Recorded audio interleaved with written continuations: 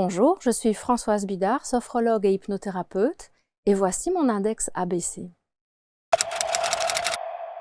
Alors, être sophrologue et hypnothérapeute, pour moi, ça veut dire être à l'écoute des personnes, essayer de comprendre leur monde et leur trouver des solutions, les trouver ensemble en fait, et adapter à leur vie ici et maintenant. Alors, je travaille principalement avec des adultes, on va dire à partir de 18-20 ans jusqu'en fin de vie. Et on va venir me trouver soit pour améliorer son quotidien avec des techniques de thérapie brève ou de sophrologie, ou alors pour dépasser des traumas. Et là, ça va être plutôt couper des fils, des casseroles que les personnes traînent derrière elles encore. Alors, les 3 mots qui me caractérisent le mieux dans ma pratique seraient l'écoute, la bienveillance et le sur-mesure par rapport à chaque personne, chaque période de vie et chaque objectif.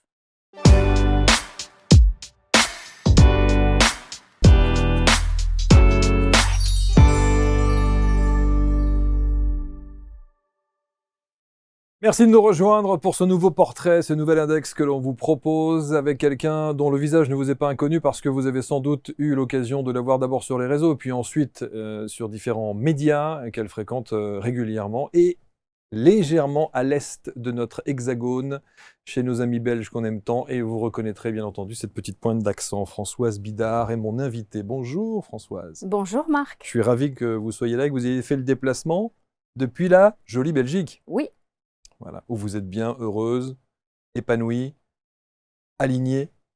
Totalement. Avec ce que vous faites. Oui. Parce qu'on va voir que votre parcours de vie, là aussi, qui est très intéressant, et c'est le principe de l'index, c'est d'avant de parler de votre expertise, c'est de voir qu'est-ce qui vous amène un jour à choisir cette orientation et cette expertise. Vous êtes sophrologue, hypnothérapeute. J'ai le sentiment parfois, et vous connaissons un petit peu, que sophrologue, hypnothérapeute, c'est assez réducteur avec le champ des possibles que vous avez.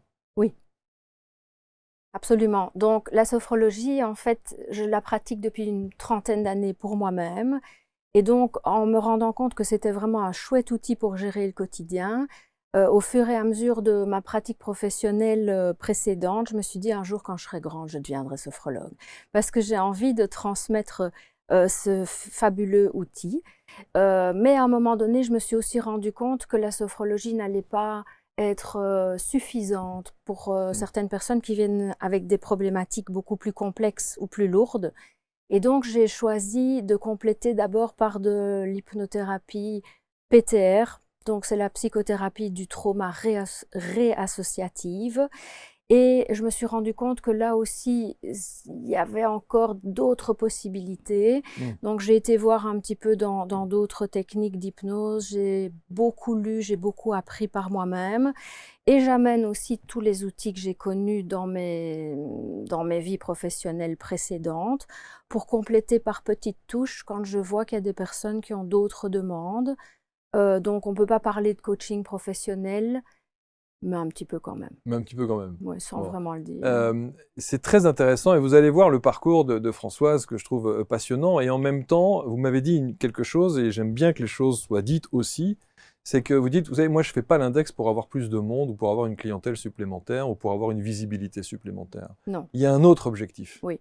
Alors moi, mon objectif, c'est vraiment d'informer les personnes qu'elles peuvent aller mieux, autrement qu'en se mettant entre les mains de thérapeutes pendant des années ou en avalant des pilules qui parfois sont bien nécessaires, mais parfois pas. Moi, je trouve qu'écraser un moustique avec un bulldozer, c'est pas nécessaire, même si les médicaments sont parfois vraiment très, très, très utiles pour un moment ou parfois plus longtemps. Mais moi, j'aime bien de rendre la personne, c'est un peu bateau de dire ça, mais acteur de son mieux-être, parce que nous avons des possibilités, des capacités en nous. Une fois qu'on se reconnecte à ça, qu'on reprend confiance, qu'on coupe certains fils de certaines casseroles ou qu'on apprend des techniques pour gérer le quotidien, on peut avoir des moments vraiment compliqués dans la vie et puis on peut apprendre à vivre avec ou même à s'enrichir de ça pour aller encore mieux après.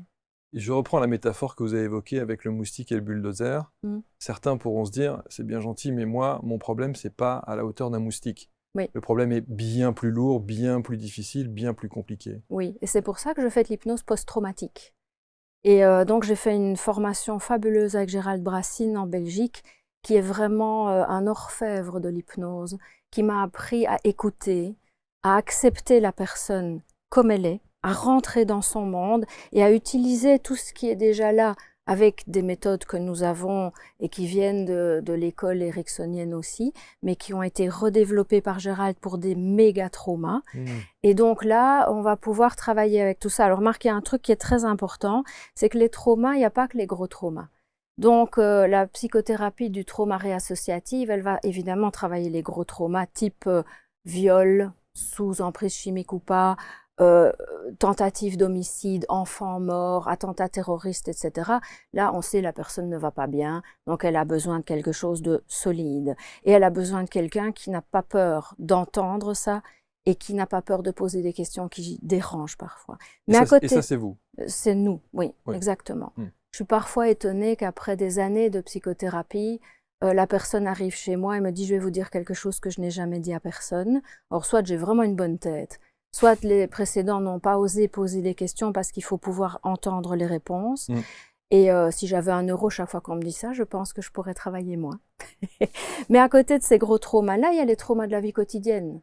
Et souvent, les personnes se débrouillent et parfois, elles ont besoin d'un coup de main. Et là, on va parler de violence conjugale, violence familiale, maladie, deuil, rupture, licenciement compliqué, enfin, des phobies, vous voyez, des addictions que moi je travaille peu à part le sucre et le tabac, qui sont quand même des grosses addictions aussi. Et puis à côté de ça, Marc, il y a aussi les micro-traumas.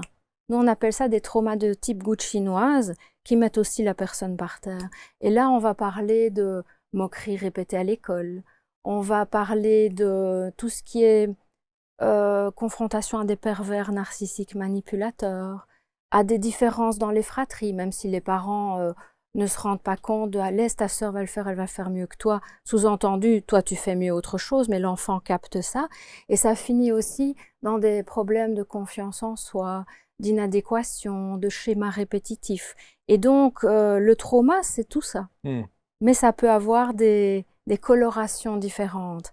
Et tout ça, ben, moi j'appelle ça couper les fils des casseroles pour que la personne aille mieux aujourd'hui et surtout demain. Et pour ce faire, on n'est pas toujours obligé d'aller touiller dans le passé. Parfois oui, parfois non, mais on va surtout travailler qu'est-ce qui se passe là maintenant pour que la personne puisse aller mieux. Ça, c'est intéressant, parce qu'il y a beaucoup de vos confrères ou consoeurs qui se sentent obligés de remonter un petit peu, de refaire le chemin en arrière, même parfois sur du transgénérationnel, pour essayer de voir où est la problématique, et une fois qu'on a identifié cette problématique, régler la difficulté de l'instant présent d'une manière et avec un accompagnement. Vous, non? Parfois oui, parfois non. C'est-à-dire que moi, je trouve chaque personne est unique au monde. Bien sûr. Et donc, moi, j'ai aucun a priori, j'ai pas de théorie, je sais pas, je vous prends vous comme vous êtes. Et votre inconscient, à un moment donné, moi j'ai toujours des plans, je me dis, oh tiens, je travaillerais bien comme ceci ou comme cela. Et parfois, dès la première séance, bouf, tout est balancé parce que l'inconscient nous amène une urgence. Et là, le sur-mesure que moi je propose, c'est d'attraper ça et de directement rebondir. Et parfois, on part dans le transgénérationnel, parfois ce sont même pour des personnes qui sont dans ces croyances ou dans ces vécus-là des vies antérieures. Catherine Romanoff donne des formations fabuleuses là-dessus qui m'ont quand même bousculée. Voilà, je sais pas moi en fait. Je sais pas, mais j'accompagne. Et donc parfois, on va très très loin. In utero ou avant, mais parfois pas du tout. Parfois, c'est juste aujourd'hui qu'il faut travailler. Et là, c'est ça la beauté du sur-mesure. Et je tiens vraiment à souligner ça. Si jamais vous venez chez moi, aujourd'hui, vous n'êtes pas le même qu'il y a 5 ans ou dans 5 ans. Et donc, vos objectifs, et le plus important, et parfois j'y passe même une séance ou deux, c'est établir les objectifs. Ça passe par cet échange, ce dialogue, avant même d'en arriver à la pratique thérapeutique proprement dite. Je peux vous raconter une petite histoire? Et surtout. Si vous venez en me disant « j'ai mal aux pieds », ok, et que je travaille vos douleurs aux pieds, hein, parce que la douleur est quand même une des grosses indications aussi de l'hypnose, puisqu'elle a été développée pour ça par Erickson quand il n'y avait pas encore tous les traitements à l'époque. Je travaille vos douleurs aux pieds. Ok, très bien. Si je ne cherche pas, d'où viennent ces douleurs avec vous? Je dis, tiens, comment se fait-il que vous avez mal aux pieds? Ben, c'est-à-dire que je porte des chaussures 41, mais je chausse du 43. Tiens, comment se fait-il que vous portiez des chaussures 41? Ben, c'est-à-dire que la vendeuse m'a dit qu'il y avait plus de 43. Et vu qu'elle était charmante et très persuasive, ben, j'ai pas osé lui dire non. Ok. Ben, donc forcément, vous voyez. Donc le vrai objectif, et parfois la personne, il faut lui poser des questions pour lui faire prendre conscience de ça. Et si elle dit non, c'est non. Mais si elle dit oui, c'est peut-être la confiance en soi ou c'est peut-être apprendre à dire non, le vrai objectif, en plus de la douleur au pied. Et donc, ça peut être vraiment passionnant, cet échange. Alors, lors de la première séance, ben moi, je suis quelqu'un qui aime bien avancer. Donc, j'aime bien commencer l'hypnose à la première séance et parfois, j'y arrive pas. Parfois, c'est à la deuxième séance qu'on commence. Notamment aussi dans les gros traumas, l'inconscient de la personne doit me tester et doit savoir que je suis respectueuse, que la personne ne va jamais être obligée à dire ou à faire quoi que ce soit si elle n'a pas envie. Et ça, c'est un gros mythe qu'il faut déconstruire par rapport à l'hypnose. Non, on ne rentre pas dans la tête des gens. Non, on ne leur fait pas faire dire ou faire n'importe quoi. C'est uniquement si l'inconscient est d'accord que ça va se passer, et parfois on est très surpris. Mais c'est souvent dû évidemment à une autre, j'allais dire un autre pan de l'hypnose, qui est l'hypnose de spectacle. Oui. Voilà, on a tout de suite le sentiment qu'on va s'accaparer nos fonctions primitives et on va nous faire faire n'importe quoi. Non, c'est un chouette divertissement. Oui, bien sûr. Hein, les types là, ils sont vraiment très forts dans ce qu'ils font, et ils le disent aussi. En début de spectacle en général, c'est une hypnose très directive qui va marcher avec environ 10-12% de la population. Donc ils vont repérer ces personnes-là, ils vont les faire monter sur scène et leur faire faire ça parce qu'ils ont envie que ça marche. Bien sûr. Et c'est chouette, mais avec vous et moi, ça ne marchera pas. Et donc, quand on fait peur aux personnes de cette emprise, en fait, c'est tout le contraire. C'est pour ça que je suis contente quand on met des messages sur Google, par exemple, ou sur mon site web, parce que les personnes disent, mais en fait, je reprends le contrôle, je reprends le pouvoir sur ce qui était beaucoup plus fort que moi. Voilà, c'est ça qui me fait plaisir. C'est ça qui vous fait plaisir. Je suis toujours très intéressé, Françoise, à la question que je vais vous poser maintenant, de connaître votre réponse sur le champ d'action que vous avez au travers d'abord de l'hypnose et de la sophro. Pourquoi avoir choisi ces deux disciplines-là, ces deux angles-là, alors que vous auriez pu vous orienter sur des tas d'autres choses? Eh bien, c'est une très bonne question, et je pense qu'il y a plein d'autres techniques qui sont chouettes aussi. Il y a un moment, il faut bien choisir. Bien sûr. Et moi, j'ai choisi des techniques qui m'ont aidée moi-même. Donc la sophro, jeune adulte, un peu stressée par la vie, etc., ça a changé ma vie en 3 mois.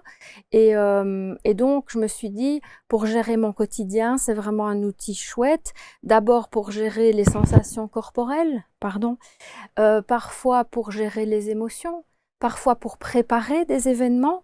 Donc c'est vraiment super. Mais quand vous vivez quelque chose de plus compliqué, moi j'ai failli mourir 2 fois et donc j'ai eu des problèmes de santé assez graves, et une collègue, par hasard, entre guillemets, si le hasard existe, m'a dit, mais écoute, avec ce que tu as vécu là, je te propose de faire une petite séance d'hypnose post-trauma. Et je me suis dit, vu que je suis très curieuse, bah, allons-y. Et j'ai trouvé ça juste extraordinaire. Et donc après, j'ai appelé Gérald Brassine pour commencer une formation, mais je lui ai posé beaucoup de questions, pourquoi, comment, machin, etc. Et puis, je suis rentrée dans cette formation-là un peu par hasard. Et il y a plein d'autres techniques qui sont super chouettes, que je connais ou que je ne connais pas, mais je pense qu'il faut simplement avoir un bon feeling avec le thérapeute. Si ça ne va pas, il faut partir tout de suite. Allez, la première séance, on est un peu mal à l'aise, mais après, il faudrait que ce soit chouette. Il faut que le lien s'établisse, et si ça ne fonctionne pas, après 3-4 séances, il faut changer de technique. Vous dites l'hypnose post-trauma. Oui. Quand on va chez un praticien, chez un thérapeute, c'est qu'il y a obligatoirement un trauma. Pas nécessairement. Quel que soit le degré du trauma? Non. Non. Si je peux me permettre, je ne vais pas être tout à fait d'accord avec vous. Je vous en prie. Il y a des personnes qui vont venir pour augmenter leurs capacités sportives, musicales, pour apprendre à mieux parler en public. Il y a des personnes qui sont excellentes à l'entraînement. Par exemple, j'ai travaillé avec des cavaliers, avec des tennismen, avec des nageurs, etc. Ils sont super bons à l'entraînement et puis le poids du regard de l'autre fait qu'en compète, pouf, il se vautre.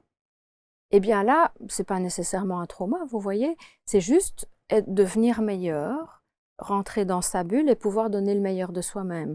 Et la sophrologie, ben c'est pareil, quoi. On peut aussi devenir soi-même en mieux sans avoir vécu des traumas épouvantables Hmm. ou un peu moins épouvantables. Racontez-nous un petit peu votre parcours de vie, parce que dans l'index, on aime bien effectivement revenir sur le moment déclencheur, ce qui Mhm, vous a incité un jour à vous orienter dans cette pratique de sophrologie hypnothérapeute, en l'occurrence pour vous. mhm, Qui étiez-vous, enfant, adolescente, jeune femme? mhm. Alors, bah, parler de moi, je ne fais pas toujours parce que je trouve que finalement, ça n'a pas tellement d'intérêt, mais dans ce cadre-ci, je pense que ça peut l'avoir. Je pense, oui. Il y a beaucoup de gens qui aimeraient Euh, savoir. voilà, donc Ouais, moi, je suis enfant unique. ouais. Donc, je me suis vite intéressée aux autres, à la nature, aux animaux, Mm, parce que j'avais le temps, parce que les copains n'étaient pas toujours là, etc. Mes parents travaillaient beaucoup. ouais. Et puis, ben, je vous ai dit, jeune adulte, un petit peu stressée, je suis allée vers la sophro. J'ai fait des études de traductrice, donc rien à voir à la base, Mm. donc quand même un peu de stress. Et je suis partie dans le monde de l'entreprise rapidement. Et puis, à un moment donné, j'ai eu un gros problème de santé. Mm. Et après ce problème de santé-là, et après avoir aussi passé quelques années dans un restaurant suite au décès de mon père, j'avais du mal un petit peu à retrouver du travail dans le marketing, donc je suis allée vers autre chose. Et là, j'ai eu un problème de santé, donc mon âme visiblement a dit maintenant ça Stop. suffit, stop. Et après ça, je m'étais déjà formée en tant que sophrologue en me disant je vais diminuer mon temps de travail en entreprise pour développer en activité complémentaire. Et en fait, les choses se sont emballées et je me suis dit ben tiens, je vais m'installer directement comme sophrologue. Ensuite, l'hypnose s'est ajoutée et puis d'autres techniques et bah, j'ai sauté dedans Mm. d'un coup. Mm. Voilà, tout simplement. C'est une histoire qui vous permet aujourd'hui d'expliquer votre parcours de vie et Oui. peut-être avoir une certaine empathie supplémentaire, une petite valeur ajoutée empathique qui permettrait d'avoir une approche différente avec vos patients, votre patientèle? En tout cas, un non-jugement total. Oui. L'empathie, je pense que c'est nécessaire quand on est thérapeute. Alors, j'ai peut-être une petite croyance, mais je pense que quand on s'est pris des coups, on a peut-être plus d'ouverture. Mm. Moi, je n'en sais rien, j'ai l'impression. Mm. Je pense que si on a une vie plus lisse, c'est peut-être moins facile, mais c'est peut-être un a priori. Mm. Euh, mais voilà, oui. Mm. Qui sont ceux et celles qui vous consultent? Alors, moi, je travaille avec des adultes, donc de 18-20 ans jusqu'en fin de vie. Pas avant. Pas avant, non. Pourquoi? Parce qu'en fait, il y a un moment, on ne peut pas être bon dans tout et il faut choisir. Et avec les enfants et les adolescents, il y a des techniques différentes auxquelles je me suis un petit peu formée, mais qui me parlent un peu moins. Et j'ai des collègues qui sont vraiment spécialisés dans les enfants. Ok. Et donc, je trouve que c'est bien de... Chacun à sa Voilà. place. Mm. Et ben, pour les ados, parfois, je préférerais travailler avec leurs parents. Parce que quand j'ai des ados en face de moi qui me disent non, tout va bien, ben, je me dis il faudrait peut-être travailler avec les parents. Par contre, quand ce sont des ados qui m'appellent en me disant madame, je t'ai trouvé sur internet ou c'est ma copine qui m'a parlé de toi et je veux absolument venir pour telle ou telle raison, là je fais une exception et le travail est fabuleux. Alors comment vous faites à ce moment-là? Est-ce que vous prévenez les parents? Ben, ce sont souvent les parents qui financent de toute façon, Mm. donc ils sont au courant. Et ils sont mineurs. Ils sont mineurs, donc il y a comment dire, le secret professionnel complet, sauf s'il y a vraiment risque de passage à l'acte, Mm. ou s'il y a quelque chose qui met vraiment l'ado en danger, ou s'il y a risque de fugue, par exemple. Voilà, là, j'ai dû appeler des parents parce qu'il y avait un appel à l'aide pour une tentative de suicide, et là, j'ai préféré casser Mm. le lien de confiance, prévenir les parents, ce qui était vraiment nécessaire. Après, j'ai rappelé la jeune fille et je lui ai expliqué et elle m'a remerciée en fait. Est-ce que vous avez déjà été confronté au problème suivant, c'est-à-dire qu'effectivement une jeune femme ou une adolescente cherche à vous contacter, a besoin de vos services, refusés catégoriquement par les parents qui ne comprennent pas du tout cette démarche et qui se disent « mais tu n'as pas besoin de ça, c'est une absurdité ». Moi, j'ai jamais eu ça, non. Non. Non. Donc pas besoin de convaincre les parents dans des situations...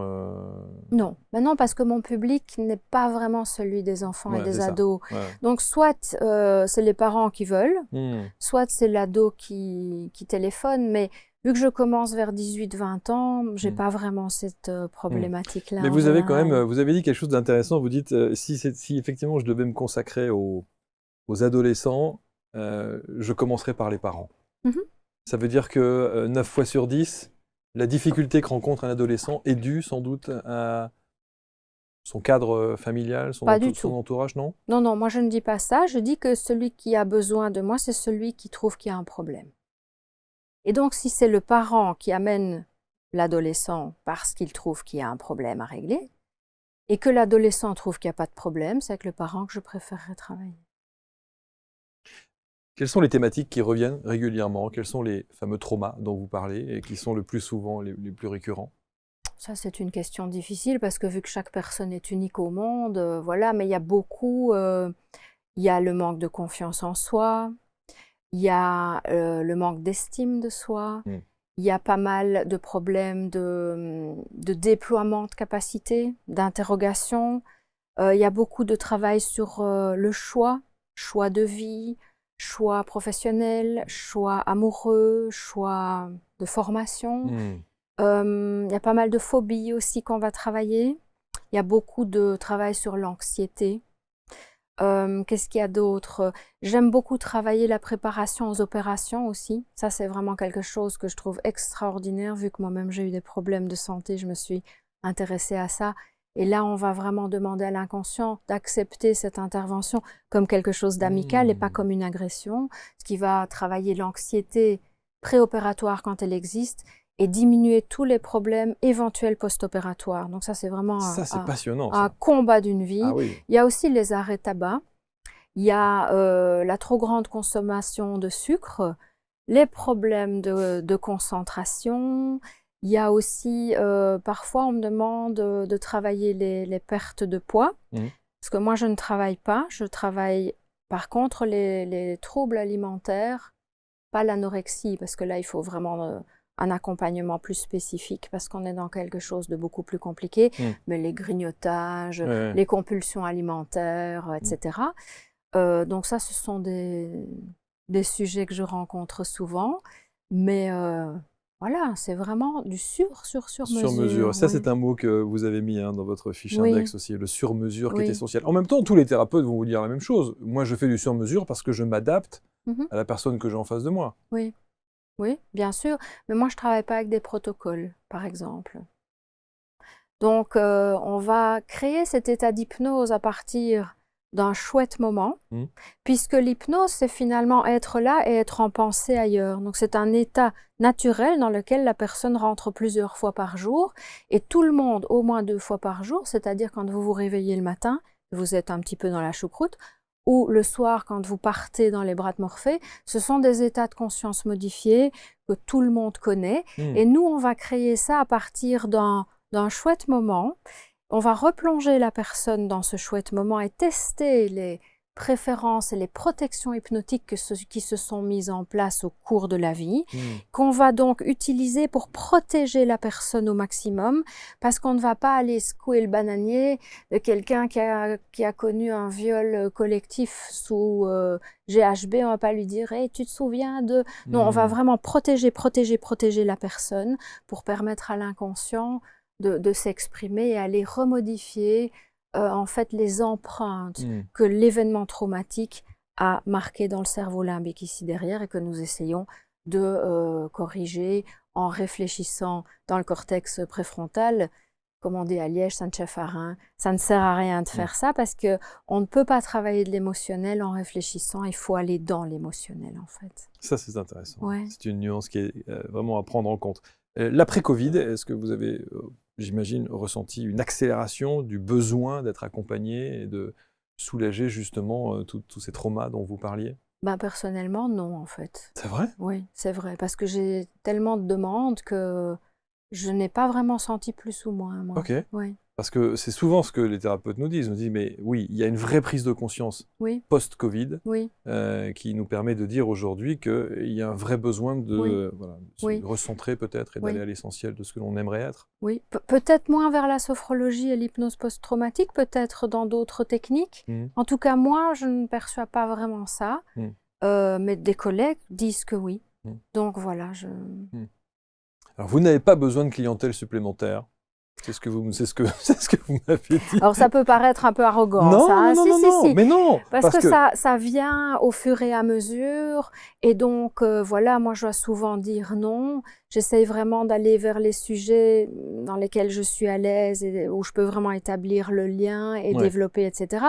Mais c'est pas parce qu'on a beaucoup de boulot aujourd'hui qu'on a encore beaucoup de boulot dans 3 mois ou dans 6 mois. On est bien Soyons d'accord. bien d'accord Mais ce que je veux dire, c'est que là-dessus. votre approche vous avez une belle approche noble qui consiste à dire qu'on peut faire des choses sans avoir recours à toutes ces fameuses pilules dont on parle voilà, et des traitements médicaux. Même si, encore une fois, on ne se substitue pas à un Jamais. avis médical, hein. On est bien Jamais. d'accord, hein. D'ailleurs, je travaille beaucoup avec des médecins, Évidemment, des généralistes, des psychiatres, des chirurgiens, des kinés, des ostéos. Mon travail est complémentaire. bien sûr. Jamais, jamais moi et pas les autres. Mm, C'est vraiment en complément, c'est parfois holistique. mm, Et donc ça, c'est vraiment très, très chouette. mm. Mais j'ai envie de donner des outils pour participer à son mieux-être ou à sa guérison et ne pas être que dépendant des autres. Parce que si, voilà, prenons une magnifique hypnose négative, l'anxiété.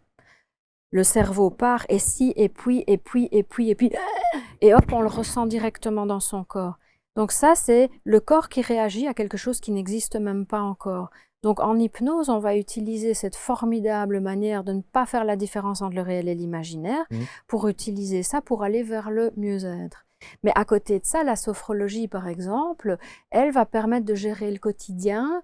Là, avant l'émission, moi, je me suis fait 10 petites minutes de sophro pour être bien ancrée, pour être bien cool. Et donc, c'est utile tout le temps. Et donc, je pense pas qu'il y ait une seule technique qui Ouais. soit bonne. Mm. Il faut que la personne trouve ce qui est bon pour elle, en fait. Alors, vous savez, Françoise, que dans l'index, on aime s'entendre raconter des histoires, des cas précis. Bien sûr, vous êtes tenu par le secret professionnel, mais est-ce que vous avez des situations qui vous ont profondément marqué sur le fameux avant-après, des gens qui se retrouvent dans des situations improbables, ou que vous arrivez à faire émerger quelque chose qui était profondément négatif chez cette personne et qui voilà, a changé de vie du tout au tout après vous avoir consulté? Donc, vous voulez dire quelqu'un qui ne vient pas pour cette problématique-là et que ça émerge pendant la séance? Par exemple. Euh, Là, vous me prenez un peu de court Parce parce que ce que sont souvent il y a des situations comme ça, je me dis, est-ce que chaque personne qui vient vous voir sait pourquoi elle vient vous voir? parfois, non. Parfois, la personne parle juste d'un mal-être. Et donc là, parfois, on va remonter. Oui, je pense à ce monsieur, par exemple, qui, bon, je fais très très large, Mm. qui vient pour un problème de colère. Il a une 60aine d'années et il démolit tout chez lui. Or, c'est quelqu'un de très doux à la base. Et il me dit, mais je sais pourquoi je suis en colère. Ah. Alors moi, je dis, ok, chouette, je le crois. Et en même temps, je le crois à moitié parce qu'une partie de moi se dit, et qu'est-ce qu'il pourrait éventuellement avoir derrière? Ouvrons. Et donc, c'était quand même des choses absolument atroces à l'adolescence. Donc, de toute façon, il fallait le travailler. Mais quand, dans cette thématique-là, j'ai appliqué une technique pour remonter un peu dans le temps, justement, eh bien, ce qui avait causé la cicatrice initiale, là, dans l'émotionnel, c'est un événement totalement anodin pour l'adulte qu'il était aujourd'hui, qui s'était passé à l'âge de 4-5 ans. Les parents avaient cru bien faire de le garder à l'intérieur parce qu'il était grippé, il ne pouvait pas aller jouer dans la neige avec ses frères et sœurs.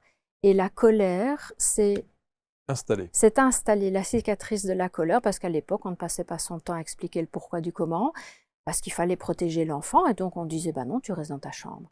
Et tout ce que la vie a amené par après est venu taper sur cette cicatrice de la colère, et il y avait franchement de quoi. Et à 60 ans, il casse tout, donc il n'y a que l'ébéniste qui est content. C'est ça. Donc on est allé retravailler tout ça et les grosses horreurs aussi de l'adolescence et puis aussi de l'âge adulte. Et aujourd'hui, la colère est juste. Elle est à sa juste mesure. Elle permet de protéger la personne et son territoire et les personnes qu'elle aime, mais à la juste mesure de dire maintenant ça suffit, stop, sans casser tout et sans faire le paillasson non plus, quoi. Et, oui, parce qu'il ne s'agit pas de dire je ne veux plus être dépendant de ma colère ou victime de ma colère. La colère est aussi Une belle une émotion, belle émotion, mais elle doit être ajustée. mais elle doit être Donc ça, ajustée. c'était quand même, C'est une par histoire. exemple, Ouais, c'est une oui. histoire. C'est-à-dire qu'il aura fallu quand même à ce monsieur, près de 50 ans, plus de 50 ans, Ouais. pour qu'il prenne conscience de ça et qu'il se prenne en main. Mais c'est-à-dire qu'il devenait de plus en plus coléreux. Donc, il y a un moment donné, c'était vraiment quelqu'un de chouette et de doux et de sympa. Je l'ai revu il n'y a pas longtemps, parce qu'il est revenu après, je sais pas, une dizaine d'années pour totalement autre chose. Et il m'a dit, ouais, maintenant c'est bien, quoi. Et ça fait plaisir. Bah, bien sûr. Parfois, j'ai des nouvelles comme ça d'une personne parce qu'une copine vient ou le voisin vient. Et donc, j'ai des nouvelles et ça fait toujours plaisir parce que moi, j'ai plus de nouvelles après, hein. Qu'est-ce que vos pratiques, sophrologue hypnothérapeute, votre approche, vos années d'expérience vous ont appris sur vous? Qu'on ne sait jamais. Il faut être humble et qu'il faut rester curieux. Et pour pouvoir être dans une bonne écoute, parfois il faut dire non et prendre un peu de temps pour soi, pour rester dans cet enthousiasme thérapeutique et ne pas se brûler les ailes. Et il est toujours là, cet enthousiasme Ah oui, thérapeutique, oui, plus que oui. jamais? Ah oui, ça. Oui, oui. Pourquoi, vous allez me dire, parce que c'est la vie, mais pourquoi est-ce que ce chemin que vous avez pris ne s'est pas orienté directement vers cette... Parce que j'avais des choses à apprendre Avant, sans doute, oui. et parce que ma vie professionnelle précédente me permet aussi maintenant, même si chaque personne est unique au monde, Ouais. d'avoir différentes approches. Je ne sais pas, si j'avais été institutrice toute ma vie, je connaîtrais super bien le monde de l'école et peut-être celui de trois amis ou de mon mari ou quoi. Mais ici, ça m'a permis de toucher du bout du doigt différents domaines et ça m'a aussi permis de glaner des outils de management, des outils de com, etc., que je peux utiliser aujourd'hui aussi, en plus de la thérapie brève, et en plus, ce qui fait un peu ma caractéristique aussi pour les personnes qui le souhaitent, c'est que je donne des conseils lecture. Je dis, tiens, en plus du travail que nous faisons, éventuellement, peut-être que ceci pourrait vous intéresser. Et donc, ça peut être chouette aussi. Et je pense que c'est plutôt un avantage aussi d'être un peu plus âgé dans ce genre de métier.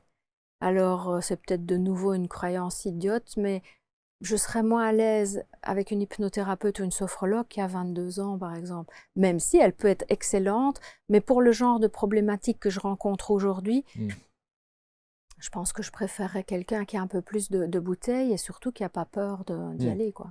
Alors, est-ce que les personnes qui vont passer par l'intermédiaire de l'index et qui souhaitent vous contacter entrent directement en contact avec vous, ou vous avez une équipe qui, si on ne fait pas le soin avec vous ou l'approche avec vous, il y a d'autres personnes qui sont susceptibles de vous remplacer?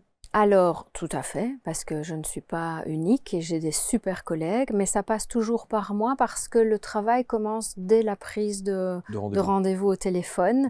Et donc, je vais déjà voir un petit peu si ce sont des thématiques que moi je travaille ou pas, si quelqu'un d'autre va pouvoir mieux travailler que moi telle ou telle approche. En fonction de mon agenda, quand je termine le travail avec 5-6 personnes, je peux reprendre 5-6 personnes nouvelles, etc. Et donc, j'ai une grande liste de collègues et parfois aussi dans d'autres techniques parce que parfois peut-être que mes techniques à moi ne sont pas celles qui me semblent adéquates pour la personne. Oui, parce que le champ du travail, enfin, c'est exponentiel. Enfin, on sent Oui. bien qu'il y a des tas de possibilités. Oui. Ouais. Oui. Si c'était à refaire? Je refais tout pareil. Je suis toujours super étonné d'entendre ça, moi. Parce que si on me pose la question, je suis pas sûr que je répondrais ça, en fait. C'est des choses que je ne referais pas. Bah écoutez, venez me voir quand vous voulez. Vous avez peut-être besoin d'en parler, garçon. Françoise Bidard, sophrologue et hypnothérapeute. C'est passionnant et je ne sais pas si vous avez remarqué, moi je suis très sensible au timbre de voix et vous avez le timbre de voix d'une hypnothérapeute. Merci. Avec le petit côté accent belge, c'est chouette aussi. En plus. De Liège, De Liège, exactement. Merci infiniment d'être venu. Merci beaucoup, Marc. Merci. Vous pouvez rentrer en contact avec Françoise, évidemment. Autour de cette vidéo, vous avez l'intégralité de ses réseaux. Vous avez bien sûr tous les compléments d'information qui vous permettront de prendre contact et puis de travailler sereinement pour votre épanouissement, comme l'on dit. Bon retour en Belgique. Merci, Marc. Et à très bientôt pour un nouveau Portrait Index. Salut.